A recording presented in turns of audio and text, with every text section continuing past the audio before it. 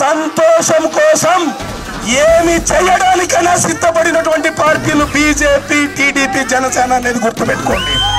అందుకే ఈరోజు పార్థసారథి గారిని గెలిపిస్తే ఇక్కడ తెలుగుదేశం పార్టీ నాయకులు, జనసేన పార్టీ నాయకులు మేం బాధ్యత తీసుకుంటాం. మీ సంక్షేమం, మీ అభివృద్ధి కోసం మా ఇంట్లోకి వచ్చి అడగండి.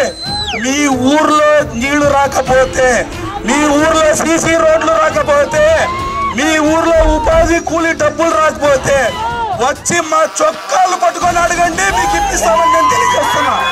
దయచేసి ప్రజలారా గుర్తు పెట్టుకోండి, 2019లో చేసినటువంటి తప్పును మళ్ళీ మళ్ళీ చేయొద్దండి. మీకు చేతులు జోడించి ప్రాధేయపడుతున్నా.